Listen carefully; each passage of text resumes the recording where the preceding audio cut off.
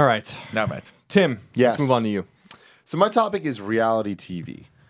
This is going to be an interesting topic because I feel like Nick's going to have a lot of opinions on it. But the reason I bring it up is this weekend or last couple days, I've been staying with my girlfriend and at her parents' house. And her little sister is addicted, and I'm going to call her out, are addicted to the freaking Bachelorette. Oh, Jesus.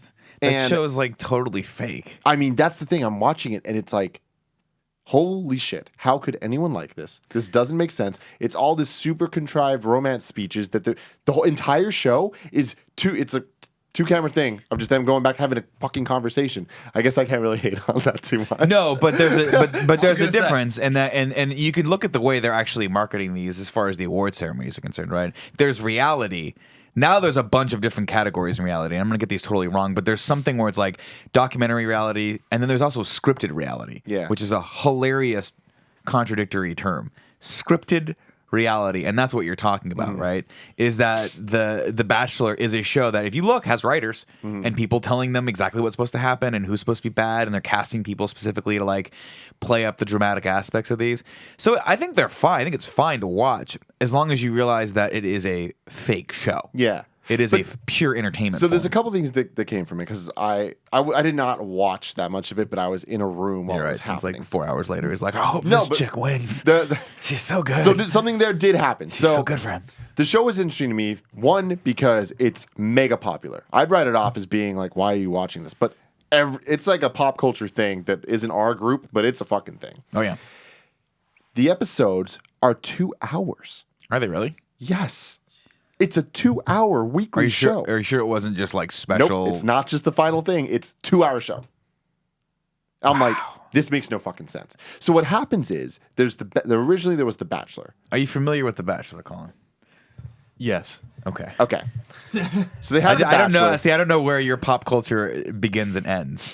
I think I'm going to surprise you on this topic. But all right. let's continue. All right. Then yes. There was The Bachelorette, which is just, different sex thing going on. Then they started doing this stuff where they'd bring back people that like fan favorites from the prior seasons to be the Bachelor or Bachelorette. Actually, I think that's how the Bachelorette started. It was like a girl that didn't make it from the Bachelor that was a fan favorite. She got her own thing. Then now to the point they're like 20th, literally 20th season. So there's this whole group of motherfuckers. Now they made a new show called Bachelors in Paradise. And this is where things get fucking cool. They just take all the people that didn't make it, all the fan favorites and the ones that are hated and the fucking weird space cadet ones, and put them on a goddamn island. I love, by the way, that every reality show, no matter what the hell it is, eventually when they run out of ideas, they're like, what if we just took all the rejects and put them on a fucking island? Okay, so that's what happens. Put them on an island. But what's fucking awesome about it is the Bachelor and Bachelorette have all these rules of like when you're supposed to go on these dates, you're supposed to do this and whatever, and people get eliminated. But the Bachelor in Paradise, all that is you get eliminated if you don't have a date. Like, it's all based on hooking up. Like, it's strategic hooking up with everybody. So it's like, it totally goes away from the premise of the other shit. And it's just like, fuck everybody. And where it gets really interesting is if you're not fucking someone, you get the goddamn boot. You're done. You're booted. So what I like, it reminded me, there was a moment that clicked that I'm like, oh, this is trash. Why would you want like this? Why would you care? Like, this is also scripted. It's not even good, like, writing. It's not like it's the most generic like love stories. That oh yeah, like, I can't look at you. It's trashy dime novel it makes romance. Me melt. Yeah, but then this Bachelor in Paradise thing happens, and I'm sitting here like I'm actually kind of into. Oh wow, she has a sister. She brought her sister to the island. There's two of them. Yeah. And it's like, oh, one of them's a virgin, but one of them's the opposite of a virgin. One of them's a virgin. she calls herself the opposite of a virgin. What is that? I don't know, but it's awesome. Hey, there will be no slut shaming on this podcast. No. It's no slut shaming. But so it's just funny that like that's the dynamics there. And I'm like, wait a minute. I've fallen in love with this a million times. This was Real World, Road Rules, and then The Challenge. Yes. I love The Challenge. The Challenge was the jam. I'm not gonna lie. The thing with me is I was always a much bigger Real World fan than I was Road Rules, just because Real World everyone came first. I guess I don't know. I can't really remember. Road the Rules 90s. Was weird too. It was weird. They had like challenges and shit. But they they had to do, weren't and cool I was like, challenges. No, they weren't. But then when they crossed over. And so that's when My my girlfriend explained to me, she's like, that's why we watch The Bachelor and Bachelorette at this point. You just have to get familiar with the characters and get through it because it will be worth it. And I'm like, all right, that's a lot of time investment, but I get it. It's true. It's kind of disconcerting because, and I think, and I could be wrong, but I think the reality television like genre has suffered a little bit because it suffers like everything else suffers, where it's like someone figures it out that there's this amazing formula to shoot the show. It's basically like, you know, you don't have to worry about a lot of lighting. It's very low production value. You just shoot a ton of footage and bring it together in the edit. And then, of course, there's a saturation point where everyone's like, oh, let's all do it. So then every network has a reality show. You've got The Bachelor, Survivor. Remember Joel Millionaire? I do remember Joe Millionaire. So I thought that The Bachelor was Joe Millionaire. I was like... Joe Millionaire was the bomb, dude. So for those that don't know, The Bachelor is a show where there's one guy who's single, meets a bunch of girls, and then by the end of the show, he gets married to someone. Right. Joe Millionaire, same exact show, except the entire premise is that he's a millionaire until the final episode where it's revealed that he's not a millionaire. Yeah. Joe Millionaire was the funniest thing ever. I watched that with my mom, actually, when I was in college. I would like go to her house on I think it was on like Sundays or Wednesdays or something. I'd like sleep over that house so we could just watch Joe Millionaire together. All right, so here's the thing. I think Nick hit on a salient point. There was a time where, and it was a pretty long period of time actually, when reality television was novel, and so it was fun to watch. And real, I don't know the exact genetic makeup of what we would call a reality show, but Real World is probably a really good place to start. I think, and it's a natural place. It's the Wolfenstein in terms of shooters of reality shows. It's a good analog. And thank you. And what's so funny about that show, not to say that other people weren't trying similar things, but the reality space was so quaint at that time that Real World was uncontested for a very long time, and it was really only MTV that was doing Road Rules, which I wasn't really into. Rock and Jock shit, which was like, so remember Rock and Jock? That stuff was awesome. Jesus. And so like, do you remember that? Like, no. It was a thing where like they would take like it would be like Rock and Jock baseball, whatever, it was MTV show, and it would be like rock stars and then like real baseball players like playing sports and stuff like that. It was awesome. And so like they did. They'd be like, Tia Carrera is up next, and you're like, why is Tia Carrera? Oh, she hit the ball. Good for her. Good for her. So it's like so I really look at. I don't know if Tia Carrera. I don't think Tia Carrera was ever part of Rock and Jock. No, I wonder why Tia Carrera popped in my brain. She's neither a jock nor a rock star. There was a turning point. I think Survivor was clearly the turning point on CBS where this kind of formula started to work for network television, and that was when things got really fucked up. Because there were actually still at that time novel ideas. I'll quiz you guys real quick because it's still my favorite reality show of all time. Oh, I know the answer to this because it was mine too. Is it Anderson Cooper's show? The Mole? Yeah. Dude, The Mole is the shit, man. Do you remember Anderson Cooper got started on a show called The Mole? No. Is that where he got his start? That's the first time I had ever seen him in my life. Because that's the most crazy thing is I remember him being The Mole, and then now what was The I Mole? keep seeing him everywhere. I'm like, he's on CNN. The Mole guy? So The Mole is like a show where it's about it's like people doing team activities and like trying to like compete and all these kinds of things on for various things, but one of them works for the show and is like sabotaging them, and the idea is to try to figure out who the mole is. And it was like a really great show. I loved it. I was in high school when it was on, so it was a long time ago. So there was, if I remember correctly, there was 3 seasons. I saw the first. It was my favorite show. I watched it every fucking time it was on. Second season, for whatever reason, I couldn't watch. But then there was the Celebrity Mole. It was just a bunch of celebrities, and Kathy Griffin was on it. Oh my Kathy Griffin's the best. Kathy Griffin's so good. I watched that at Kevin's house. I watched the entire season in one day of Celebrity Mole. I want to so know good. Kathy Griffin so badly. Yeah, she's I just want fantastic. to know her. I don't want to be. We don't have to be Kathy. We don't have to be friends. Okay. I know you're way above me as far as the world is concerned. I just want to know you. I just want to be a part of your life, just however small. Doesn't matter. Just know that if you need a footstool, a back rub, maybe some hot oil action, I'm here for you. Oh, I didn't know it was going to go in that direction. Oh, that It Wink. always goes in that Wink direction sold with me. it. So it was in that late 90s, early 2000 era when things that started to really explode. That's when Joe Millionaire, which I think was 2003 when that came out. The Mole was like 2001 or something. Survivor was around that. Survivor was the one that really started and still going to this day. Survivor's And then, still going. And then Big Brother came out. And then Amazing Race. Amazing was a Race big came one. out. It's really CBS actually, because these are almost all CBS shows Right. that really started to figure it out. And actually, they probably deserve a lot of credit, and people probably made a lot of money there. The problem was when it started to proliferate around everything else. And by the mid-2000s, what you had were certain varieties of reality show. Right. Bravo started doing their reality shows around then. Their first one was called Blowout, I think it was, and it was about a hairdresser, and and that was a really great show. I actually really loved that show. But then There was the celebrity hairdresser craze where it was like, let's do a bunch of shows about just stylists and like Well, God, I never watched any of them, but I do remember Oh, exactly. I what you're watched talking I about. watched like that show like religiously. So they had like the Bravo stuff, right? And then they had So and then they had What the hell, Colin? and then they had that's what I'm saying. I think I'm gonna surprise you. And then they had MTV and VH1 now in the mid 2000s. So a little known secret for people that haven't been following me for a long time and you wouldn't even know who I was 10 years ago. I was a freelancer for IGN TV, and I reviewed a lot of these shows. Man, it all makes sense. Hogan Knows Best and Flavor of Love, who I went to. Oh my God, So that's I awesome. went to school with someone that was on Flavor of Love. We I thought talked you were about gonna that. say you went to school with Flavor Flav. Like, damn. The Girls Next Door. I had like it was funny because the emails are gone now. That was the Playboy one, right? Yeah, Yeah. Kendra. Oh my God. Kendra emailed me when I was in college because I would like beat up on her in some of the reviews because she's just like a really vacant individual. I'm sure she's very nice, but I was, we were trying to be funny and stuff like that. Right. And like she got mad at me, like her someone in her family emailed me being like, "You're absolutely right about her." Like and I lost all these emails. They were all in my Northeastern email. And like when I graduated, they just cut you off. And I was like, and I was anticipating that I would always have access to this email. So I don't remember the exact nature of like.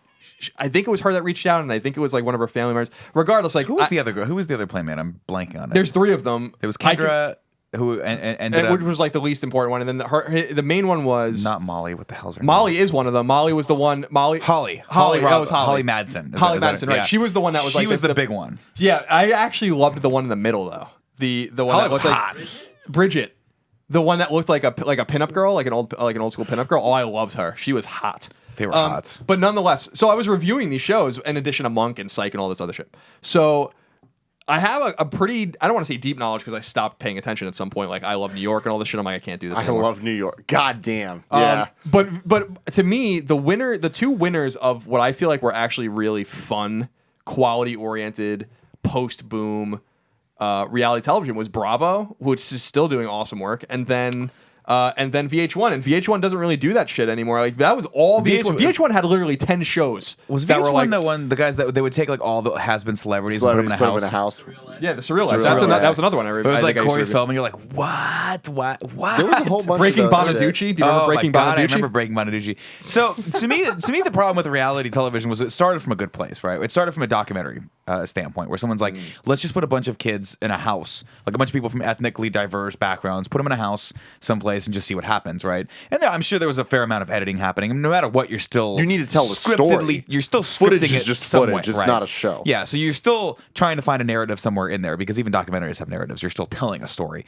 But I really believe that those first few seasons of the Real World, and I could be remembering them a little bit more fondly than they ought to be, but I think they set out from that point. What kills me now is that there's a couple different genres of it, right? One is the competition. And then the other is, let's not even worry about what the thing is. Like, remember they had a thing. They were like a bunch of hot teens together on a bus doing cool stuff, road rules, right? Whatever, right? They're going from place to place. They have to do competitions. It's cool. That gives me some sort of like structure, right? Real World, they'll have to live in a house together. And then eventually on Real World, they're like, let's just get really hot people that'll have sex together. And then there was Vegas. And that, I think, is the apex of Real World. Then it all went downhill from there because those people were so good looking. And they dropped the guys of like, let's give them to discuss things. They're like, let's just have them fuck. Yeah. And then You don't have to go to their job. They don't have to do anything. Remember, because they had to work, Yeah, right? yeah, They had to it do was- stuff. And then eventually they're like, just put them in a hotel in Vegas and let them fuck. But then somewhere along the lines, reality just became about following people's lives that are better than you. And that's where I feel like it kind of took a turn for the worse. Whereas like you bring up Bravo. Well, Bravo has the Real Housewives, right? And they're fascinating human beings from the standpoint from one standpoint is that most of them are very smart. A lot of them are self-made.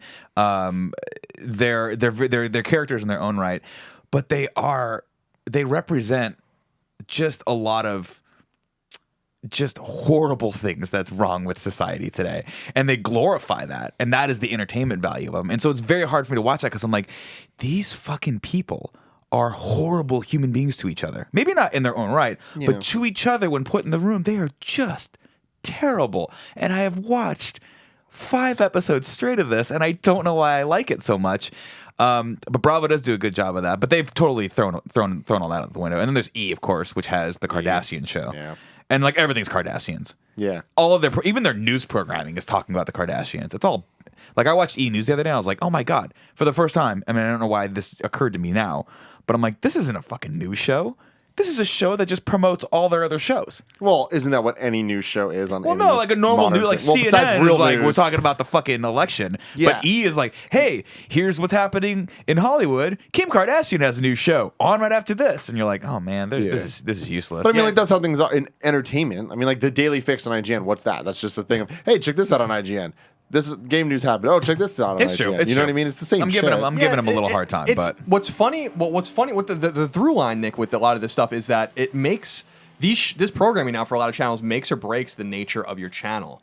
E was really quite obscure in the 90s, and a lot of people don't like kind of forget about that. So was Bravo. I mean, yeah, Bravo was too. NBC owns Bravo. It was like their FX kind of. Yeah. For Fox, E was like they really were showing like fashion shows, and it was like that's like what it was all about. And it was really started with Talk Soup. That was like the first show that really actually got them when Jim Henson, right? No, John. I get him confused. Not John Jim Henson. Henson. Jim Henson's the puppeteer. John Henson. I was like, I don't remember Jim Henson ever being on time. John Henson, who I'd love to see that episode. John Henson did it, and then Aisha Tyler did it, and now Does Joel McHale? Yeah, Joel still McHale does doing it. it? It's just called The Soup now. Yeah. And it's a fantastic show. So the fortunes of that channel hinged on one program, and then it's the same thing with Comedy Central. Like Comedy Central was really an afterthought for a lot of people until South Park and The Daily Show came around in the late 90s and really gave people a reason to watch it. I every felt day. like South Park was the first time I watched Comedy Central. Yeah, like Comedy Central was just reruns of Half Baked and SNL and all sorts of shit. It was like Like you said, reruns of Half Baked. yeah, like it was just kept showing Half yeah, Baked over and over I again. remember Comedy Central when I was a kid. That movie was like funny. that movie was great, but I remember it being like the same like Chappelle stoner Show comedies did. and all that kind of stuff. Wait, what came? Chappelle Show was after South Park, right? Yeah. Yeah, well Yeah, after like 6 well years. after, After. okay. So I feel like the fortunes of VH1 rose and fell with their reality programming. CBS is the biggest network television channel in the world by far, and they're still the only ones doing sitcoms. Really, they're the only ones doing entire huge slates of reality television. So it's like you were saying, the stuff that I think kind of just captures you and you don't really understand why. Because when I think about the shows that I wasted a ton of time watching, I watched like Sheer Genius and shit like that, which is like a show about haircutting, like a haircutting That's what competition. I was thinking of. Like I like these shows. And I really don't mind. Top Chef's awesome. I love MasterChef with Gordon Ramsay. That's like one of my favorite reality shows still to this day. Bar Rescue is a great reality show. Like, so there's still good ones happening, but what I think what the big thing is that we haven't acknowledged or examined is the fact that like reality television is just television now. Just like just like when we were growing up, sitcoms were television, but no one really does them anymore. There are like a few sitcoms. Meanwhile, like every day on all of the channels were sitcoms, in like 1990. And now like every day on all of the channels there are reality shows. So it's just the ebb and flow. The unfortunate thing I think is that we disparage it and we kind of make fun of it a little bit, but what we do is also very similar to what they do. Especially the social media aspects. And like you think about it, so I can't who really are the judge most it. popular YouTubers? Vloggers. It's people that are literally just saying it is a reality show. No, I would say there's a huge difference between what we do in reality shows. I mean, we have a long form topical show where we actually dive deep into issues and listen to each other and try to form some sort of conclusion. We to dive a certain into to issues. an extent. Not about deep. No, not about deep. But I'm talking about our social media stuff. I always go though. deeper. Yeah, you're right. I always go As deep. deep as I can. Kevin likes to go wide, but I go Yeah. deep. But I think I'm talking more about our social media presence, where Yeah, it's like the Twitter and the Girthy. Instagram and all that other shit that just happens. It's just reality. Take TV out of it because TV's going to be dead anyways. Yeah, it's weird. Like, and it's weird, but it's like almost 110,000 people follow me on Twitter. It's a great honor, and people are always curious about like what you're doing, and like so. I think it's part of the human condition. Like if I'm just like I'm out and I'm drinking, bless you, Bless you. and I'm out and I'm drinking. I just post a picture of that drink. Well, that for some people like that because it's other people are doing normal things. I think that was the idea. I think that's why this show is successful and why the things we do are successful. I also think that's why reality TV is successful is because it's just. After a while, people are like, I don't know that I necessarily need fiction, or I don't necessarily need fiction delivered to me as fiction. So Yeah, so the Kardashians is clearly scripted. Like there's no doubt about that. But here's the thing about the Kardashians. People make fun of them and talk shit about them, and I've said it before on the show, and I'll say it again. Like, don't you wish you were as smart as Kim Kardashian? Don't you wish you figured it out? Don't you wish that she is incredibly smart and laughs all the way to the bank. And anyone who's like she's an idiot and she doesn't know what she's doing, I'm like okay, because Keeping Up with the Kardashians started when I was in fucking college. And that was a long time ago. and that show is still relevant. It has spin-offs. I don't know. And See, everyone's relevant. Like everyone, And no one everyone's can keep relevant. up. She fucked up the whole premise. I'll give her that she has smart managers. I don't know how smart she is, but I think her mom is incredibly smart. And I think that it wasn't necessarily a matter of business smarts as it was of opportunistic, like taking advantage of the opportunity that takes arose intelligence. from. No, it's true. It's very true. And they're very smart, and they've always been able to take that one sort of strike of spark and turn that into a wide forest fire because they're everywhere now.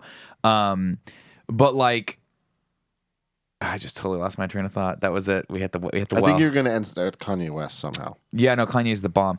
I'll give you that, but I want to just give a quick shout out before I know we're going to move on to one show that we haven't talked about yet, and it is in the reality competition vein. And I don't watch Survivor because I was like, I don't want to watch a bunch of I like love Survivor hippie seasons people. 1 through 3 were my Yeah, jam. the early Survivor's great. I haven't watched it in a long time. But we haven't mentioned one little show, and it was very, very important to me for at least the first 2 seasons until I realized that I don't care about it anymore. It was a show starring Kelly Clarkson and Justin Guarini. Oh, American Idol? Well, American Idol action. Idol was awesome. Idol was awesome those the first couple first seasons seasons. actually were really special. But that Clay show is, Aiken, he's No, a superstar that's a little now. too far down the He's line. a superstar now. Oh, Yeah, it was. Clay Aiken. I remember. Yeah, I was in 12th grade when American Idol came out. That's another great example. That was in 2002 when that came out. I remember, and so I was just about to graduate high school, and that show just got canceled, didn't it? So it's like that show has been on for like 13 years. That's kind of the beauty of it. We were talking about the Kardashians, like. The beauty of the situation, whether or not you like it or you want to make fun of it, is that it exists, and there are people now that are, and it's always been this way. We used to call them socialites, right? Mm-hmm. It's people that are famous for being. Oh, that was my point. Yeah, people that are famous for being famous. The Kardashians, in terms of actual things that have happened, have fame for one reason: they are tangentially associated with O.J. Simpson's trial. That is the reason that And anyone Ray knows J. who they know who the Kardashians is. Who's now Mr. Kardashian, who's now deceased, represented OJ and was the one who gave all those speeches when he was like driving away in his Taurus, or not his Bronco rather. And that is the Kardashian. If everything was even and the Kardashians never happened, that is the footnote of history. See, I think you're wrong though. Her association with Paris Hilton was what got her big. She was friends with Paris Hilton and whatchamacallit, Nicole Richie. Oh, Simple Life. Yeah. Shout out to Yeah, Simple Life. Life. But that's not what I'm saying. I'm not saying that they got famous because I'm saying that if all things are equal and this thing didn't happen, that is what the Kardashians are known for. Oh, sure. I'm not saying that's where of course. Right, the Simple right. Life's another great example. That's a great show. But sorry, my earlier point before I lost my train of thought was that I appreciate that. Like, you need that escapism, and that's what it is. It's ultimate. That's exactly what you're talking about. That's why we. Like in the UK, they have royalty. Here, these people are a royalty. You like to just watch other people's lives unfold and escape from yours every once in a while because it gives you a little glimpse into sort of the rich and famous without having to deal with any of the actual pressures or having to actually work toward that. And I get that. And more, and this is a topic for another day that I actually probably want to go into at some point. More and more, as I watch real drama, it fucking depresses me. Like I started watching I watch all these amazing shows, and the other night my wife was like, do you want to watch *Halt and Catch Fire*? And I'm like, no. And she's like, why not? You don't like that show anymore? I'm like, no, it's a great show, but it's fucking depressing. Like every episode ends with they almost get the thing, and then fuck you, you don't get the thing, right? And it's the same with like *Walking Dead* or any of these other shows where like, or *Game of Thrones*, specific example, like, oh, it's gonna go right for him. Fuck it, he's dead. He's dead, you know? And so like, I want to go through this as another topic one day, but I get the need for people just to sit down every once in a while and tune out because my life is so stressful, as is, I believe, everyone's life, that every once in a while I'm like, I don't want to watch a TV show that makes me even more fucking stressed. Yeah. I just want to watch Kim Kardashian try on that bikini. Well, that's the thing. The bikini's not right for her. Well, okay. Here's another diamond, like a $10 million diamond ring or a Rolex. Go for it. Yeah. I'm just upset that Kim Kardashian's first reality show with Ray J didn't make it past the pilot. Wow. Would have been a great show. I would have watched all 13 episodes. Yeah. Yeah, it's probably for the best. I'll say this. I want to leave it here. There's a lot of there's a dichotomy and it's really a juxtaposition of the way people talk about reality television versus the ratings of reality television. The fact of the matter is reality television is fucking huge and it's going to exist forever because people like it and they watch it. And a lot of people that even hate on it are probably watching it too. They might not even realize it because reality TV is so vast. Well, what's crazy about it too is like now that I'm like this Bachelor thing is in my life, and like now that I'm aware of it, I can't get away from it. If you walk into Safeway, every single magazine covers this freaking dude that I'm blanking on his name now, but if you see him, He looks like a really pretty version of me. If I fucked Ryan Gosling and somehow a beautifuler baby came out, it's that guy. He's the winner. Interesting. It's great. I was great. curious how I you can't wait fucking to see a Ryan picture of Gosling this was going guy. to change your looks, but I understand where you're going at the I end. understand. Genetics. And then, so I just want to say, like, what we do, I still think is a form of reality television. Our lives are very much similar in a much smaller way to what these people do. And so I have almost a morbid amount of respect for it because I'm like, this is the market. The market demanded this stuff, and you took advantage of it. And I have a shit ton of respect for the Kardashians as business people because they just fucking carpe diem, man. Like, they really made something of themselves based on nothing. That is extraordinary. They aren't just a little successful. They have 100% name recognition. Everyone knows who Kim Kardashian is. Everyone knows that. Not even people that are running for president. Bernie Sanders is running for president. He has probably a 40% name recognition. Kim Kardashian has 100% name recognition. You're not going to find anyone who doesn't know who the Kardashians are. You know, that's extraordinary. That's crazy. So, like, to me, I'm like, bravo to you. As a closing thought, the reality show that everyone wants to watch right now, which is one of my favorites, is Little Women LA, which is about little people in Los Angeles, and it's fantastic. That's my jam. That's my fucking jam. Right All right. I'll give that a watch. If you have to give Divas a watch, though. I've watched a few episodes of Divas because Greg has it on DVR sometimes. I love it. My wife watches it every once in a while, but she doesn't want me to know she watches this. Every once in a while, like, I catch her, like, I'll come in early, and she'll be like, "What are you doing?" I'm like, "Are you watching Divas again? Is that what you're doing?" I can't and believe literally the only reason she watches that. it. The only reason she watches it is she goes, and this is what kills me about my wife. And she says this not in the way I want her to say it. And this is my life. Is that I walk in and I'm like, why are you watching this show? But it's entertaining. It's relatively entertaining, but it's totally fake and totally scripted. And she goes, I know it's fake and I know it's scripted. But I just like watching these shows because these girls' bodies are so amazing. And I'm like, and when she says it to me, I'm like, that should be so much better than when you just said it. It should make me feel so much more differently than I feel right now because she means it from like they put a lot of work in and exercise, and I want her just to be really into women. Yeah, no, I get that. But she never will be. It's just funny that show has an audience for people that do not give a shit about wrestling at all. It's me. And that's so crazy, man. They did it. They made Divas relevant, which is something I never thought they could possibly do. I mean, from I don't want my prior comment to be in any way, shape, or form indicative. That show is actually relatively very entertaining, and the girls on it they put the work in, man. They're fun to watch. They're awesome wrestlers. They're great athletes. What are you gonna do? The girl with the red hair, Eva Marie, though, that's gonna her hair's gonna fall out one day, though. She needs to stop doing that. I'm worried that she's just gonna go bald one day. Have you seen this? No, I don't. Are you familiar with her? No. Yeah. All red everything is her thing. What does this mean, Kevin? Explain. Lita? Oh, she has about Lita? Eva Marie, I think is her name. She has just stark red hair, and she dyes Eva it. Marie? Yeah, No, I know her. she's on Divas. Didn't know she had red hair, though. Oh yeah. I don't think she did before. Oh, she's very red now, and I'm like, I just look at it and I'm like, that's gonna kill you one day or the other. It's gonna seep into your brain. Are you looking at pictures of her? It's really red. It's very red.